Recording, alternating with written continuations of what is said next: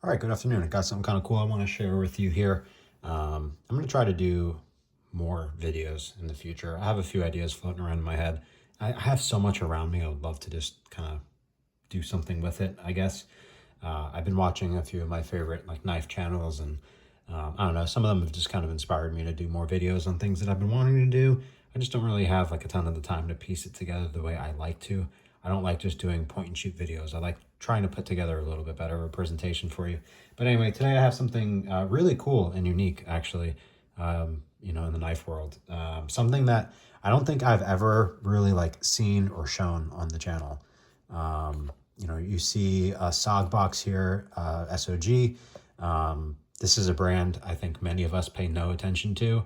And, for all of their modern day stuff, I would say that that's true. This is an interesting one because I believe this was a new old stock product found here in DLT trading. If you guys do your research, you might know what that is, or let's just show you. Oh, there's nothing in the box. This is the way it came. It is worth noting, I do not believe this is a period correct SOG box. And what I mean, I believe I'm like 95 to 99% sure. I'm not a SOG expert. That's why I will not say 100%, but from everything I've seen online, this is definitely a reproduction box. So I'm not really sure what the story was with these here. But let me just show you what I think is maybe one of SOG's best pieces they've ever made. So here it is. This is a SOG Architect A01.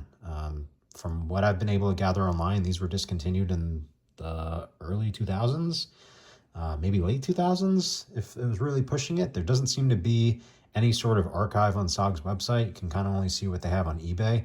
And these go for a wicked amount of money, but DLT had it for what I assume was at one point MSRP, which was really cool of them to do. You could find these on eBay for like $500, and I picked this up, I think, for like 220, 225. So I wanted to give you a little overview. There doesn't seem to be really any modern day videos on this knife, so just kind of wanted to show you. This knife is very much so old tech, yeah. So what we have here is a absolutely gorgeous mirror polished VG10 Sanmai laminate blade.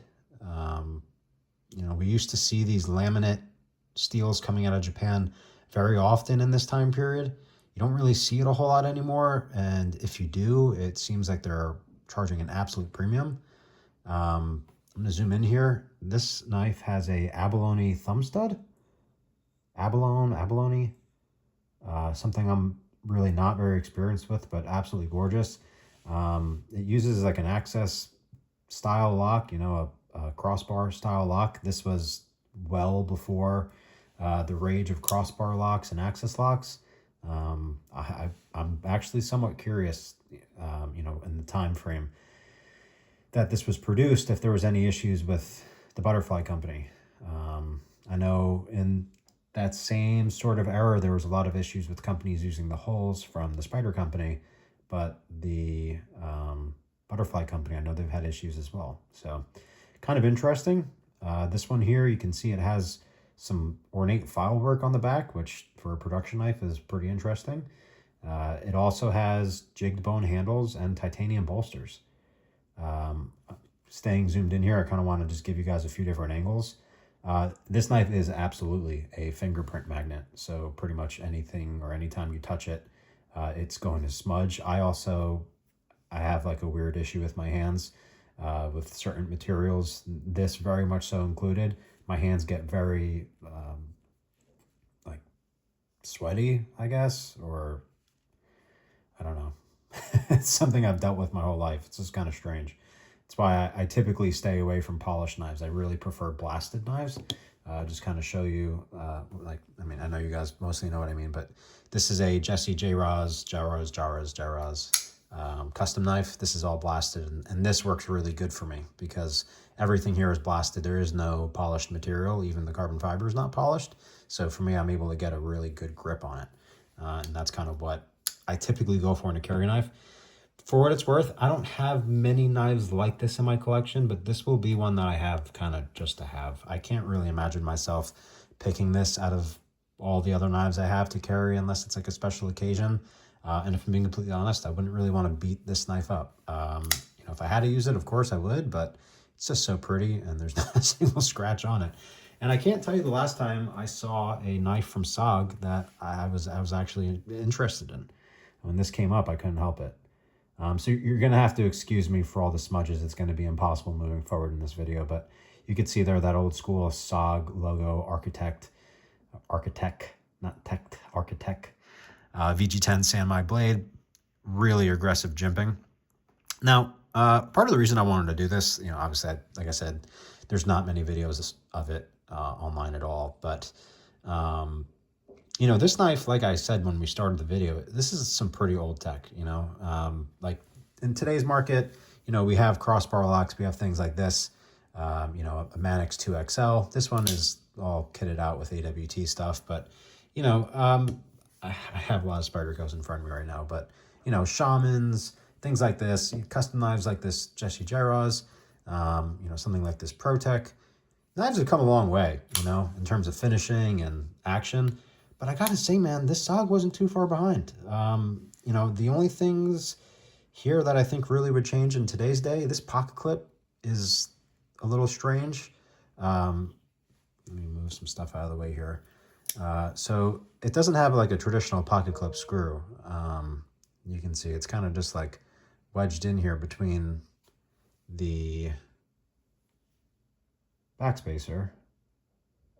It's kind of interesting, but it is very loose this way, and I'm not really too sure if there's a way to tighten that. I feel like that might be the screw that kind of holds it all in there, but when it's clipped to the pocket, it doesn't seem to move a lot. It's just kind of an interesting thing. And also this knife, you know, it is new. I just got this today, but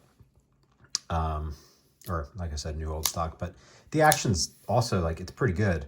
I have similar issue with, you know, kind of modern day knives where, you know, sometimes, you know, if you don't get the angle completely right, you're not always gonna, you know, get the knife out. I guess in this case of the Shaman, that's probably not an issue, but, you know, the action's definitely different. It's just kind of, it's unique. It's, I don't know, it feels vintage. Maybe it's just my brain playing tricks on me, but it does. You know, this access lock style, I forget what SOG calls it. I'm sorry, I should have done research here for you prior, but whatever it is, you know, it's nice. It's smooth. It doesn't have any weird gritty feeling. It's very smooth if you slow roll it. I feel like over time with enough fidgeting, it probably would just go ahead and drop back in like an access lock kind of would. But at the moment, that's a no-go. The other cool thing is this thumb stud is reversible if that's your thing. And I would imagine if you were to take this knife apart and figure out how this pocket clip here is held in there, I would be willing to bet that this pocket clip is reversible as well. So it would be something that a lefty could carry if that's your thing. But yeah, I'm going to keep this video kind of short. I'd like to stay under 10 minutes here. I really just wanted to show you guys a little bit of an overview. It's pretty impressive. I mean, it's rock solid, very well centered. The fit and finish on this knife is also pretty good. All the transitions are, you know, pretty okay. There's no obvious gaps anywhere that would really bug me out. You know, you could see like this right here. That's not perfect, but I made a post about this on the USN, and I had said, you know, old tech is cool tech, but you just can't be too nitpicky, and that's the truth. I am very nitpicky with new knives.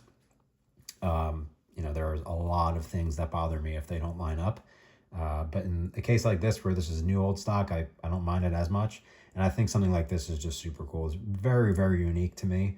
I have never seen one of these in person, I can't say. And to be honest with you, the Architect model is definitely slipping my memory from my early days in the knife world. So if they were around, you know, back in 2008, 2009, I don't remember them, but, you know, like I said, I wish there was a little bit better of an archive from SOG. But yeah, hey, listen, I just wanted to show you guys this cool knife. If you guys have any questions, I'd be happy to answer them if I can. You know, like many of my knives, I typically would go ahead and use them a lot before I would do a video. But like I said, I don't really plan on giving this one a whole lot of actual use. It's just going to be kind of one of my very few collection knives that won't go anywhere. It's a cool piece. Happy to find it. Thanks for DLT to holding some good integrity in the business. DLT is a great trusted retailer, by the way. I did say at one point I would like to do a video on all of my trusted retailers that I've dealt with over the years. DLT is definitely one of them. They have their issues like everybody else, especially when it comes to marking where things are made, but they do get some pretty good gems every now and again. And look at that, I'm over 10 minutes. All right, I'm going to cut it. I hope you guys enjoy the rest of your day. I hope you're safe wherever you are. Love to have everyone out there. And remember, social media is typically fake.